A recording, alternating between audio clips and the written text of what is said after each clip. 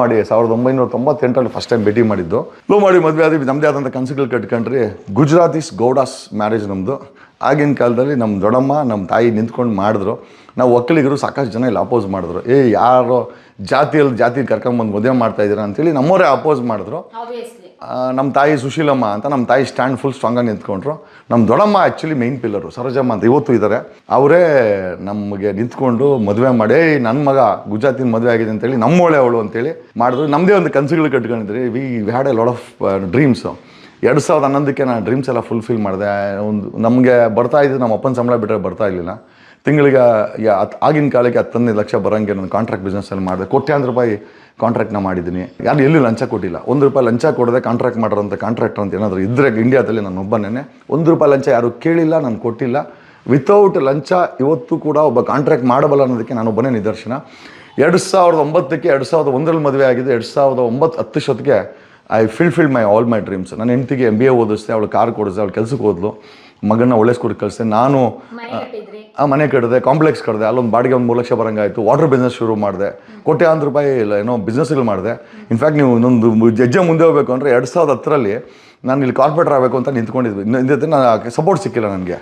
So ಆ ಟೈಮಲ್ಲಿ ನಾನು ಕಾಂಟ್ರಾಕ್ಟ್ ಬಿಸ್ನೆಸ್ ಕಂಟಿನ್ಯೂ ಮಾಡಿದರೆ ಒಂದು 4-5 ಟೋಲ್ಗೇಟ್ನ ಓನರ್ ಆಗಿಬಿಡ್ತಾ ಇದ್ದೆ. 4-5 ಟೋಲ್ಗೇಟ್ಗಳೇನಿದೆ ಅದಕ್ಕೆ ಓನರ್ ಆಗಬೇಕು ಅಂತ ನನಗೊಂದು ಆಸೆ ಇತ್ತು. ಒಂದು ಅರ್ಧ ಡಜನ್ ಟೋಲ್ಗೇಟ್ಗಳಿಗೆ ಓನರ್ ಆಗಬೇಕು ಅಂತ. ಹಂಗೆ ಮುಂದುವರೆದಿದ್ರೆ by 2015 I would been owner of minimum ಒಂದು ಅರ್ಧ ಡಜನ್ ಟೋಲ್ಗೇಟ್ಸು. Correct madam. ಹಂಗೆ ಅಂದ್ಬಿಟ್ಟು ಗಂಡು ಮಕ್ಕಳಿಗೆ ಹೋಗಲೇ ಬರಲಿ ಅಂತಂದರೆ I stand for the rights of the men. ನಿಜವಾಗ್ಲೂ ಹೇಳ್ತೀನಿ, ನಮ್ಮ ಇಂಡಿಯಾದಲ್ಲಿ ಹೆಣ್ಮಕ್ಳಿಗೆ ವುಮೆನ್ಸ್ ಕಮಿಷನ್ ಇದೆ. ನಮಗೆ ವುಮೆನ್ಸ್ ಅಂತಂದರೆ ಇಮಿಡಿಯೇಟ್ FIR ಆಗುತ್ತೆ.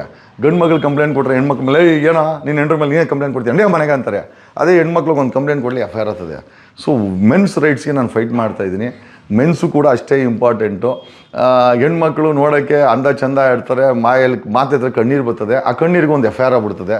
ನಾವು ಒಳಗೆ ಬರಲ್ಲ ಅಂದರೆ ನಮ್ಮನ್ನು ನೀವು ಅಪರಾಧಿಗಳು ಮಾಡಿ ಅಲ್ಲಿ ನಿಲ್ಲಿಸೋದು ತಪ್ಪು ಅಂತ. ಹಂಗಾಗಿ ಸಾಕಷ್ಟು ಜನ ಹೆಣ್ಮಕ್ಳು ಆ ಅಡ್ವಾಂಟೇಜ್ ತಗೊಂಡು, ಎಲ್ಲರೂ ಅಲ್ಲ, ನಮ್ಮ ಸಿಸ್ಟರ್ಸ್ ಥರ ಎಲ್ಲರೂ, ಬಟ್ ಆದರೆ ಕೆಲವು ಹೆಣ್ಮಕ್ಳು ಅದನ್ನ ಅಡ್ವಾಂಟೇಜ್ ತಗೊಂಡು ಗಂಡು ಮಕ್ಕಳನ್ನ ವಿಲನ್ ಮಾಡ್ತಾರೆ. ಅವರು ಕೂಡ ಮನುಷ್ಯರೇ, ಅವ್ರಿಗೂ ಮರ್ಯಾದೆ ಇರ್ತದೆ. ಮಕ್ಕಳಿದ್ದಾಗ ಮಕ್ಕಳು ತಂದೆನ ಸ್ಟೇಷನಲ್ಲಿ ನೋಡಿದಾಗ ಆ ಮಕ್ಳಿಗೆ ಬೇಜಾರಾಗುತ್ತೆ, ಅವ್ರ ತಂದೆ ತಾಯಿಗೆ ಬೇಜಾರಾಗುತ್ತೆ, ಅವ್ರ ನೆಂಟ್ರಿಗೆ ಬೇಜಾರಾಗುತ್ತೆ, ಸಮಾಜಕ್ಕೊಂದು ಕೆಟ್ಟ ಮೆಸೇಜ್ ಹೋಗುತ್ತೆ. ಪ್ರಿಯ ವೀಕ್ಷಕರೇ, ನಾವು ತೋರಿಸುತ್ತಿರುವ ಇತಿಹಾಸದ ಕಥೆಗಳು ಕನ್ನಡದ ಕಲೆ, ಸಾಹಿತ್ಯ, ಸಂಸ್ಕೃತಿ, ಜನಜೀವನ, ಇತಿಹಾಸ ಸೃಷ್ಟಿಸಿದ ಜನಸಾಮಾನ್ಯರ ಅಸಾಮಾನ್ಯ ಕಥೆಗಳು ನಿಮಗೆ ಇಷ್ಟ ಆಗಿದ್ಯಾ? ಹಾಗಿದ್ರೆ ವಿಡಿಯೋ ನೋಡಿ ಸುಮ್ಮನಾಗ್ಬೇಡಿ. ಶೇರ್ ಮಾಡಿ, ಸಪೋರ್ಟ್ ಮಾಡಿ, ನಮ್ಮೊಂದಿಗೆ ಜೊತೆಯಾಗಿ. ಇದು ನೀವೇ ಬೆಳೆಸಿದ ನಿಮ್ಮ ನೆಚ್ಚಿನ ಡಿಜಿಟಲ್ ಮಾಧ್ಯಮ. ಇನ್ಮುಂದೆ ನಿಮಗಾಗಿ ಇನ್ನಷ್ಟು ವಿನೂತನ ಶೈಲಿಯಲ್ಲಿ ಬರಲಿದೆ. ನಿಮ್ಮ ಬೆಂಬಲದೊಂದಿಗೆ ನಮ್ಮ ಪಯಣ ಮುಂದುವರಿಯುತ್ತಿದೆ. ಸಾಮಾಜಿಕ ಬದಲಾವಣೆಗೆ ಜೊತೆಯಾಗಿ